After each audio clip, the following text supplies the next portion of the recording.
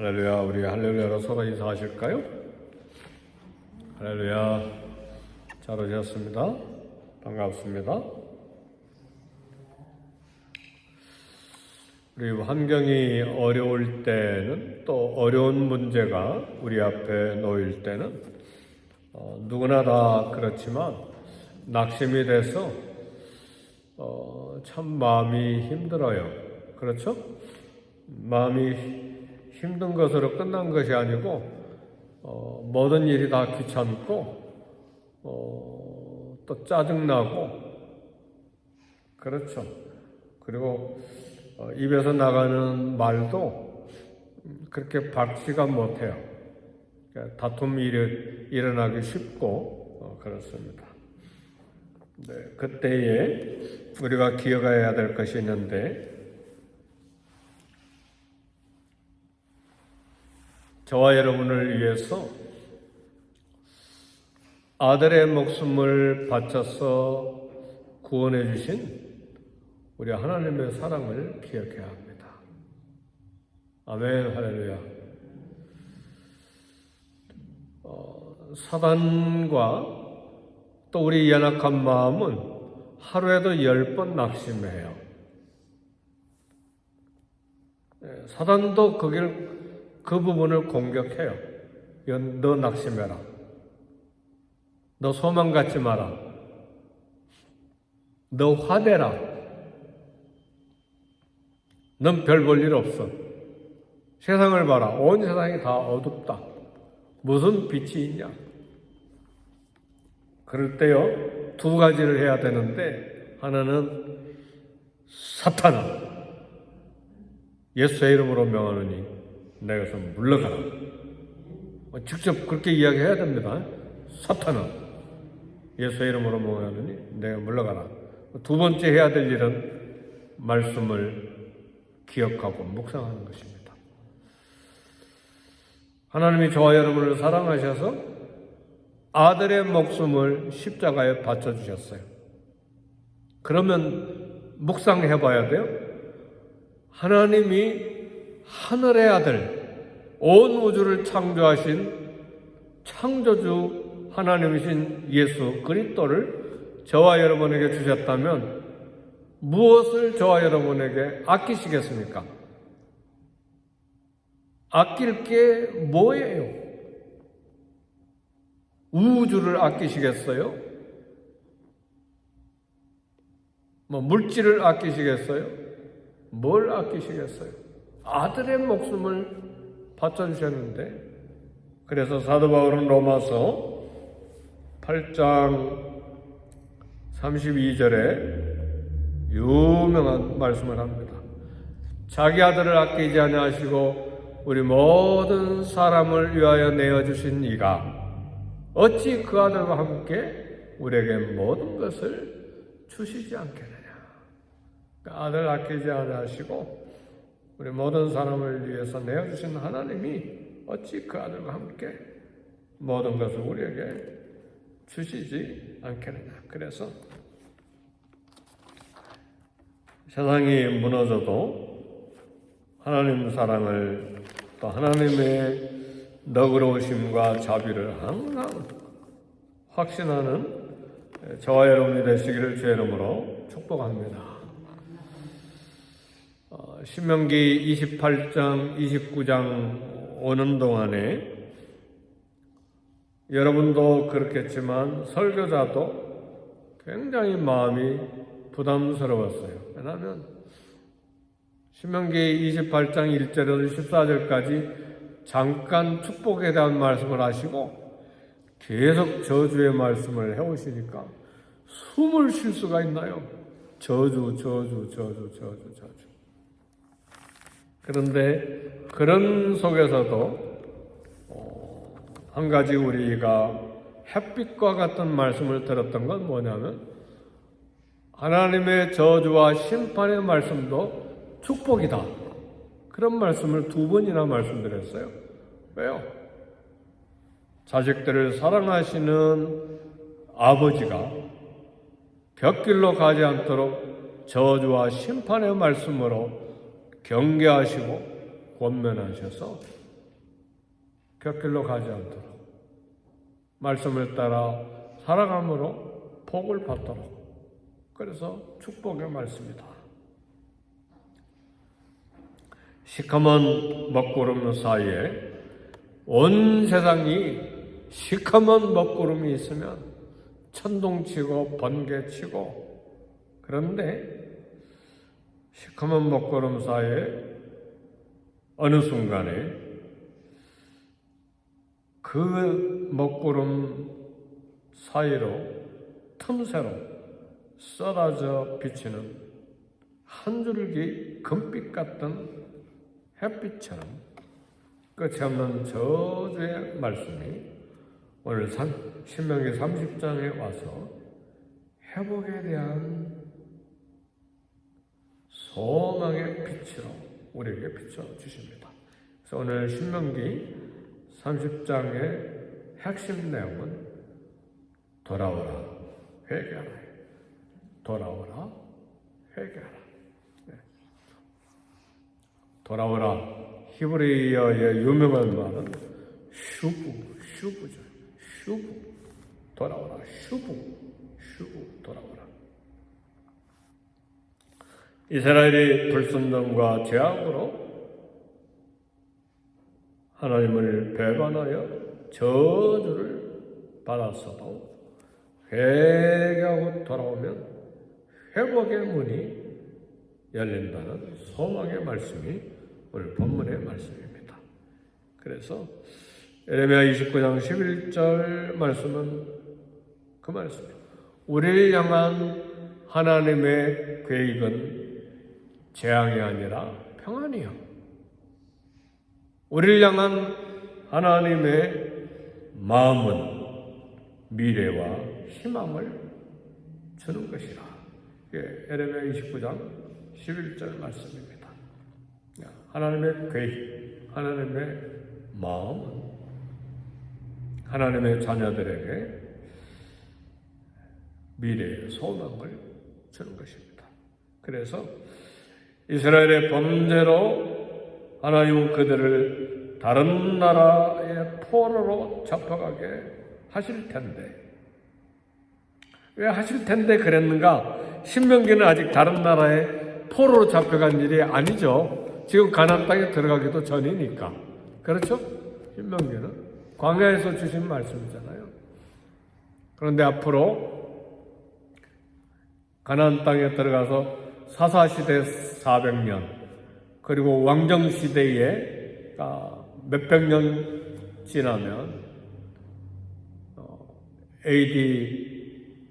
BC 722년에 또 BC 586년에 북쪽 이스라엘 나라가 아수르에 멸망하고 남쪽 유다가 바벨론의 포로로 사로잡혀 가는데, 나라가 통째로 포로로 사로잡혀 가는 건 어마어마한 저주잖아요. 어마어마한 저주, 어마어마한 심판이죠. 그러니까 이스라엘의 범죄로 하나님은 그들을 다른 나라의 포로로 잡혀가게 하실 텐데, 그곳에서 하나님의 말씀을 생각하고 순종하고 회개하고 돌아와라. 그럴 때 다시 구원과 축복을 약속하시는 하나님의 말씀입니다. 미리 아시고 신명기 말씀을 주신 거예요. 성도들의 하나님의 징계, 성도들에 대한 하나님의 채찍, 꾸지람에는 하나님의 사랑이 전제되어 있습니다. 징계, 채찍, 꾸지람 받지 않는 사람은 누군가요? 내 자식이 아니면 징계, 꾸지람 그거 없어요. 왜 남의 자식 징계하고 꾸지람합니까? 그죠? 내 자식이니까 징계하고 꾸지람하고 그러는 것이죠. 그러니까 하나님의 백성이니까 징계하고 채찍하고 꾸지람하는 것입니다. 그래서 하나님의 징계에는 하나님의 사랑이 들어가 있는 것이죠. 그래서 하나님의 징계는 범죄한 우리를 하나님께로 돌아오게 하시는 수단입니다. 그래서 죄로 인해 하나님의 징계, 채찍, 꾸지람을 받을 때 감사할 것은 징계가 하나님 우리를 자녀로 인정하신다는 말씀이에요. 근데 범죄하고 불순종하고 곁길로 나갔는데도 죽을 때까지 아무런 꾸지람, 아무런 징계, 아무런 채찍질이 없다면 버려진 자식으로 영원한 지옥으로 들어갈 가능성이 커요. 그러나 그 부분에 대해서 하나님의 매서운 꾸지람과 채찍질이 있을 때는 가슴이 덜컥 내리기는 하지만 하나님 나를 사랑하시는구나. 내 영혼을 건져서 돌아오게 하시는 하나님의 사인이기 때문에 하나님의 사인이 막 징계가 클수록 확성기예요. 확성기.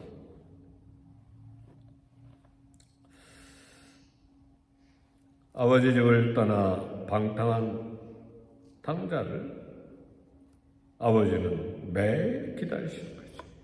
이게 하나님의 사랑입니다.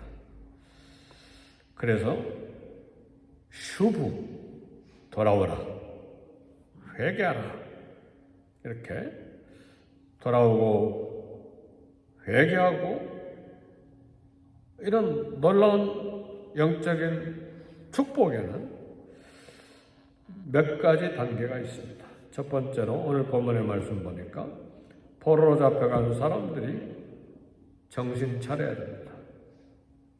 뭐 차려야 된다고요? 정신 차려야 돼. 왜 포로로 잡혀갔을까? 왕이 잘못했어. 장관들이 잘못했어. 군인들이 힘이 없었어. 경제 정책이 잘못됐어. 군사 전략에 실패한 거야. 그게 아니라 죄를 회개하고 정신 차려야 된다 그 말이야. 왜 하나님이 나라를 통째로 포로로 잡혀가게 하셨는가? 정신 차려라. 우상숭배가 얼마나 이 탐심이 얼마나 어리석은지를 깨닫는 정신 차리는 것이 있어야 됩니다. 바벨론 포로로 끌려간 이스라엘은 정신을 차리고 여호와만이 하나님이심을 깨닫고 다시는 우상숭배하지 않았어요. 마음으로는 어땠는지 모르지만 외형적으로는 우상숭배하지 않았어요. 그 다음에 두 번째, 깨달은 후에 여호와께로 돌아야 됩니다. 바벨론에 그대로 있는 것이 아니라 쉽지는 않지만 회개하고 마음을 다해 뜻을 다해 하나님께로 돌아와야 됩니다. 마음만 돌아오는 것이 아니라 몸도 돌아와야 돼요. 생활도 돌아와야 돼요. 삶이 전체가 돌아와야 돼요. 탕자가 깨닫기만 하고 회개하기만 하고 내가 잘못했구나. 그 자리에 돼지집에서 머물러 있어서는 안 돼요. 깨닫고 회개하고 마음이 돌아왔으면 몸이 돌아와야 돼요. 아버지에게로 돌아오잖아요. 그죠? 생활이 돌아오고 삶이 돌아오고 다 돌아와야 돼요. 인생 자체가 돌아와야 됩니다. 그리고 하나님 말씀을 청종해야 합니다. 이게 30장 2절의 말씀이에요. 회개의 증거는 마음을 다해 말씀에 순종하는 것입니다. 그럴 때 하나님이 그들을 회복시켜 주셔서 하나님이 개입하셔서 돌아온 자의 모든 삶을 회복시켜 주시는 것입니다. 그래서 5절은 뭐라고 이야기합니까? 내 하나님 여호와께서 너를 내 조상들이 차지한 땅으로 돌아오게 하사 내게 다시 그것을 차지하게 하실 것이며 여호와께서 또 내게 선을 행하사 너를 내 조상들보다 더 번성하게 하실 것이며 조상들이 받았던 번성보다 더 번성하게 해주실 것이라고 말씀했습니다. 하나님께서 그들을 기뻐하시고 복을 주시되 자녀의 복, 가축의 복, 토지 소산의 복을 주시겠다고 했습니다. 죄인 하나가 회개하면 하늘에서는 회개할 것이 없는 의인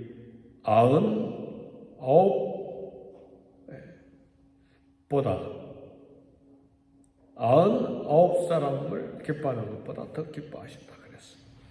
회개하고 돌아온 탕자를 아버지가 달려가서 맞이하고 잔치를 하는 기쁨을 하나님께서 가지시고 또 돌아온 자에게 그런 기쁨을 주시겠다는 말씀입니다. 사랑하는 성도 여러분, 시편 51편 17절에 보니까 하나님이 구하시는 제사는 상한 심령이라 그랬어요. 상한 심령은 상처난 심령을 말하는 것이 아니고 회개한 마음을 말해요. 회개하는 것을 기뻐하십니다. 슈브, 돌아오라. 하나님께로 매 순간 돌아와야 돼. 결정적인 어떤 죄를 지어서 돌아오는 것뿐만 아니라 우리 마음은 매 순간 돌아와야 돼. 낙심하는 데서 돌아오고, 어두운 데서 돌아오고, 절망하는 데서 돌아오고, 화내는 데서 돌아오고, 세상 욕심을 향해서 달려간 데서 되돌아오고, 미워하는 데서 되돌아오고, 저주하는 데서 되돌아오고, 원수 맺는 데서 다시 되돌아오고, 만사가 귀찮다고 그냥 나 몰라라 하는 데서 다시 되돌아오고, 모든 마음이 여호와께로 언제 돌아와요? 매 순간, 매번마다 돌아와야 돼요. 뭘 생각하고?